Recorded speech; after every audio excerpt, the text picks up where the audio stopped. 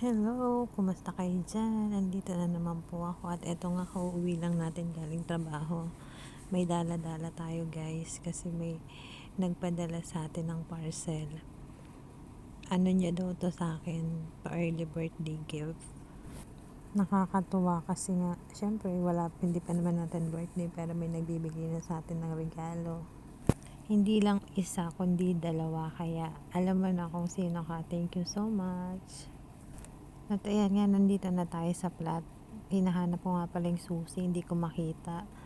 Sa laki ba naman ng bag ko, hindi ko makita yung susi. At ayan nga, nakapasok na tayo sa bahay. At after nga, nagbihis na tayo at eto, umpisa na nating mag-unboxing ng ating mga parcel. Although alam ko naman kung anong laman nito kasi bago niya naman binili ito, pinakita niya sa akin kung okay lang ba yung design ng sapatos. Pero syempre, mas maganda pa rin yung actual na makikita na natin. At syempre, kailangan na natin buksan para masukat natin kung sakto talaga yung size niya.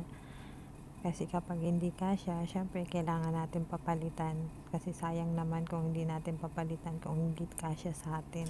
Iniingatan ko nga palang masira yung karton kasi nga syempre kapag papalitan, kailangan maayos yung karton, tapos kailangan hindi mapunit yung mga papel na nakadikit dyan sa karton na yan. Para madali lang natin mapapalitan yung sapatos. At ayan nga, sinusukatan ng beshi nyo, o diba? Excited yan. Tuwang-tuwa ang beshi nyo, diba? O ayan, diba? Sinusukat na natin. At ayan nga, kasi yung size nito sa Euro 38. So, parang medyo malaki siya pero sakto lang naman kapag magsusuot ka pa ng medyas. At syempre, tinry ko nang suotin na may medyas tapos ilalakad-lakad ko na rin siya kung okay ba yung size niya, kung hindi ba siya masakit, kung masikip ba or maluwag para at least mabilis lang natin papalitan. O ayan, diba? Kasya lang naman sa akin. Tsaka maganda siya. Tsaka malambot sa paa. May bago na tayong pang jogging. O diba?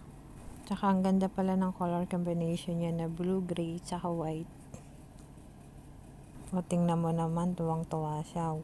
Feel niya talaga yung sapatos niya. At eto nga, bubuksan ko na yung pangalawa.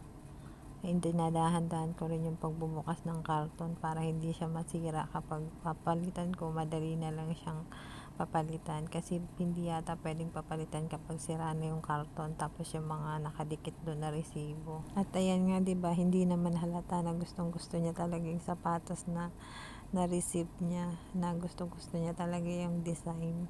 Ang ganda rin kasi ng color combination ng pink, yellow, tsaka white. Parang babaeng babae. At syempre, susukatin na natin kasi para malaman natin kung sakto lang talaga sa atin. Kasi parang ito, yung size nito, parang maliit. Minsan kasi depende yung size sa design ng sapatos eh. Hindi pare-pareho yung sizes. May sizes minsan na maliit, may sizes din na malaki. Tapos ito naman, saktong-sakto lang naman siya sa akin. Tsaka malambot siya sa paa. Medyo masikip lang siya kasi syempre bago lang. Yung sinuot ko kasing medyas medyo makapal. Eto, sinuot ko na yung medyas na manipis. Kaya pala paulit-ulit ko siyang sinusukat kasi pinag-iisipan ko kung papapalitan ko ba o eto na talaga yung size na kukunin ko. Gawa nga ng nahihirapan akong mag-decide pero nung sinukat ko na siya na yung medyas ko yung manipis, parang sakto lang naman sa akin. Kaya nag-decide ako na hindi ko na papalitan. Magsusuot na lang ako ng medyas na manipis.